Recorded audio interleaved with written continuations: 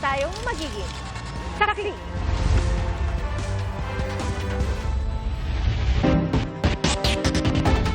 Nakahay na po sa Kamara ang impeachment complaint laban kay Vice President Sara Duterte. Kabilang sa mga basehang iginiit ng mga complainant, pagwawaldasaan nila sa confidential funds at ang pagbabanta raw sa buhay ni Pangulong Bongbong Marcos. Saksi, si Chino Gaston. 16 na complainant mula sa civil society at religious groups ang naghain ng impeachment laban kay Vice President Sara Duterte sa opisina ng House Secretary General. Kabilang sa kanila si dating Secretary Ging Deles na nagsilbi sa gabinete ni yumaong Pangulong Noynoy Aquino, ang pamangkin ni Aquino na si Kiko Aquino D, running priest na si Father Robert Reyes at ang kinatawan ng mga biktima umano ng extrajudicial killings noong Duterte administration. Ang loyalty po ng mga kasama natin na mga civil society leaders ay sa taong bayan. Ito ay responsibilidad ng ating pong institusyon. They have to give this complaint a fair chance and a fair day in court. This is a very important process and I'm sure the complaint merits na dito sa lower house and then sa upper house to make time. Ang grounds of impeachment na inihain, culpable violation of the Constitution and graft and corruption, bribery, betrayal of the public trust, at other high crimes. 24 ang articles of impeachment, kasama ang hindi raw ma-account na confidential funds ng Office of the Vice President at ng Department of Education noong kalihim pa nito si VP Sara. Isinama rin ang umano'y rig o minanipulang bidding ng laptop at iba pang electronic device sa DepEd at ang anilay pagwaldas ng bise ng napakalaking halaga ng confidential at intelligence funds sa 3 termino niya bilang mayor ng Davao City. Binanggit din ang pagkakasangkot umano ng pamilya Duterte sa iba't ibang krimen at ang pagbabanta umano ni VP Sara sa buhay ng Pangulo sa Zoom press con niya noong November 23 na papasok daw sa betrayal of public trust at high crimes. Among the articles po are the misuse, the failure to account, the intel and confidential funds of both the Office of the Vice President and also of the Department of Education. And nandyan din po yung grounds like yung kanyang mga threats, yung kanyang mga rants. Meron din as an article about her involvement also in the extrajudicial killings during her term as mayor of Davao City. Ayon sa House Secretary General, susuriin nila ang complaint base sa mga alituntunin ng impeachment process saka ipadadala sa House Speaker. Sa December 21 ang huling sesyon ng Kamara bago sila mag-adjourn. We have 10 days to act on it. 10 session days. So pag pinail ngayon, kulang na. Kasi bali 9 session days na lang eh. Paniwala ni Sendanya, hindi hadlang sa paggulong ng impeachment ang limitadong panahon ng Kamara para talakayin ang impeachment complaint. Mahalaga po itong impeachment complaint na ito para simulan na yung totoo na step process towards holding the Vice President accountable. Simple lang naman po ang kailangan nating tandaan. Kung hindi ngayon, kailan pa? Kaugnay naman sa umano'y pagbabanta ni VP Sara sa buhay ni na Pangulong Marcos, First Lady Liza Marcos at House Speaker Martin Romualdez, iniurong ng NBI ang kanilang investigasyon sa December 11 matapos hindi sumipot ang bise noong nakarang linggo. Inihatid ng mga tauhan ng NBI sa OVP sa Mandaluyong kanina ang panibagong sampina para padaluhin si VP Sara. Sinusubukan pa naming makuha ang pahayag ng bise tungkol sa impeachment complaint at bagong sampina ng NBI. Para sa GMA Integrated News, ako si Chino Gaston, ang inyong saksi. Hindi bababa sa 1/3 ng mga kongresista ang kailangang pumabor sa impeachment para ma-endorse ito sa Senado. Ang inihang impeachment complaint laban kay Vice President Sara Duterte sasalang muna sa House Committee on Justice na mag-iimbestiga kung may sapat na basehan ito. May 6 na pong araw ang komite para maglabas ng report at rekomendasyon na pagbobotohan sa Kamara. At kapag lumusot sa Kamara, magkakaroon naman ng impeachment trial sa Senado. 2/3 ng boto ng mga senador ang kailangan para ma-convict ang opisyal na sinampahan ng impeachment. At sakaling maalis sa pwesto ang isang vice-presidente sa pamamagitan ng impeachment, magno-nominate ng kapalit niya ang Pangulo mula sa mga miyembro ng Senado at Kamara. Sa magkahiwalay na botohan ng Senado at Kamara, dapat makakuha ng majority vote ang pinili ng Pangulo para opisyal na makaupo sa pwesto. Sa kasaysayan ng Pilipinas, wala pang na-impeach na nakaupong vice-presidente. Pero nang maalis sa pwesto si dating Pangulong Joseph Estrada, pumalit sa kanya si nooy Vice President Gloria Arroyo. At sa ganitong paraan, pinili ang humalili kay Arroyo na si nooy Senador Teofisto Ginggona. Tinawag ni Pangulong Bongbong Marcos na nakababahala ang Russian submarine na namataan sa kanluran ng Occidental Mindoro. Ang tingin ng ilang eksperto, hindi maisasantabi na maaaring may mensahe ito kaya nagpakita habang nasa exclusive economic zone ng Pilipinas. Saksi si Ivan Mayrina.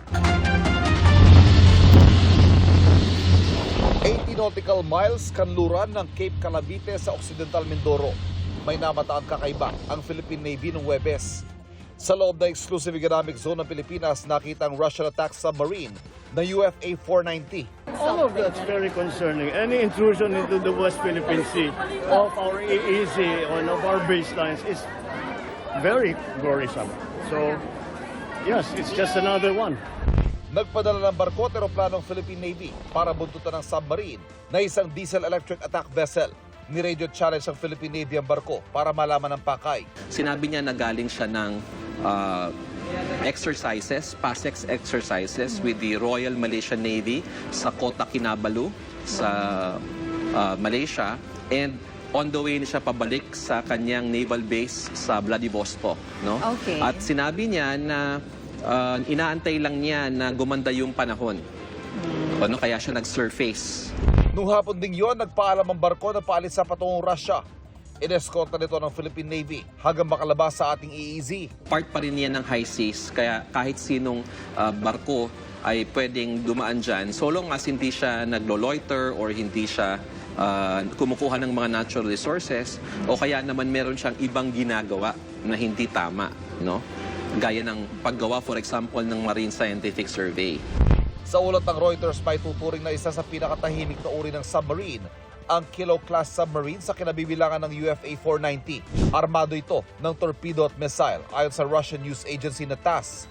Noong November 25, may military exercises nga ang Russia at Malaysia sa South China Sea at kasamang naturang submarine. Ayon sa ilang eksperto, tama naman ang ruta kung saan ito namataan base sa sinabi ng crew na pabalik sila sa Vladivostok, Russia.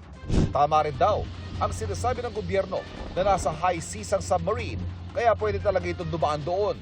Yun nga lang, hindi raw may sasantabi na maaaring may mensahe ito kaya nagpakita habang nasa EEZ ng Pilipinas.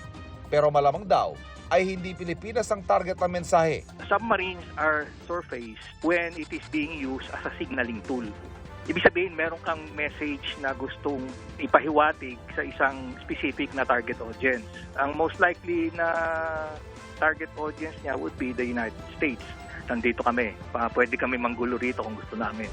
Ang mensahe posibleng para sa Pilipinas, Amerika at Japan, ayon sa security analyst sa Professor Renato De Castro. Alam naman natin, ang Ruso at China, meron sila tinatawag nilang strategic alignment. Nagbibigay sila ng suporta sa isa't isa, lalo na of course, sabi nila, sina-challenge nila yung rule-based international order na pinamumunuan ng Estados Unidos at kanyang mga allies.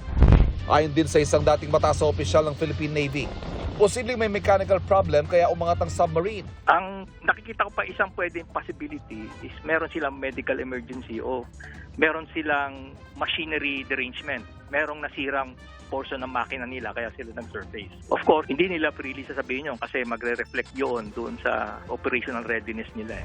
Malabo raw na ang lagay ng panahon ang dahilan kaya ito umangat. Parang niloloko tayo ng dahilan kasi submarines are not affected by surface weather. Para sa GMA Integrated News, ako si Ivan Mayrina, ang inyong saksi.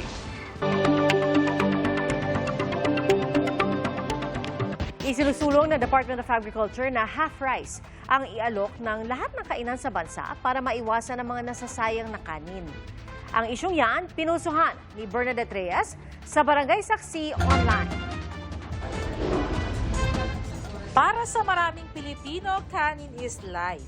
Kaya naman sa mga restaurant at karinderya, hindi pwedeng mawala sa menu ang kanin. Pero kahit ito ang kinakain ng karamihan, marami pa rin daw ang nasasayang at hindi inuubos. Sa kainang ito, isang plastic na puno ng kanin ang nasasayang kada araw. In everyday po na ano natin, meron po talagang kahit papano is like mga half rice or minsan 1/4.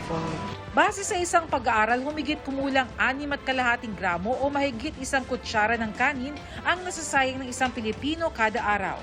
At kapag pinagsama-sama, aabot ito sa 255,000 metric tons na bigas sa buong taon o katumbas ng mahigit 5 milyong sako. Pag pinagsama-sama po natin yon sa lahat ng population during that year, kaya niya magpakain ng 2.79 million Filipinos for a year. Ako po nagagalit ako pag ninuubos. Sabi ko, pagkakain kayo, yung kaya nyo lang ubusin. Para maiwasan ng food wastage, sinusuportahan ng Department of Agriculture ang programang magkaroon ng half-price na serving sa mga restaurants at karinderya kagaya nito. Gustong i-revive ni Secretary yung bill na ma-offer yung half price. For example, yung 255,000 metric tons at 43 pesos per kilo, that will translate to about 3.6 billion pesos worth ng bigas annually. So, malaking pondo yun. Ayon sa PhilRice, may 47 local ordinances ngayon kaugnay ng pagbebenta ng half price sa mga kainan. Target daw nilang maging nationwide ito. Pwedeng sa government agencies muna at kalaunan ay magkaroon ng executive order para isulong ang pagbebenta ng half price sa mga kainan sa buong bansa. Tinanong namin ang mga kapuso online kung pabor sila rito. Sagot ng isa, pabor, dahil sapat naman na daw ang kalahating serving ng kanin at humingi na lamang kapag kulang pa. Pabor din ng isa pa, lalo na raw sa mga fast food chain.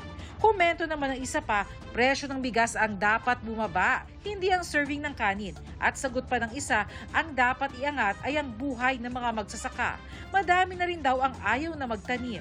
Sakto lang po sa tiyan mo, hindi sobra. Karamihan sa resto, dami talaga naiiwan mo na tere. Sayang, natatapon po yung pagkain.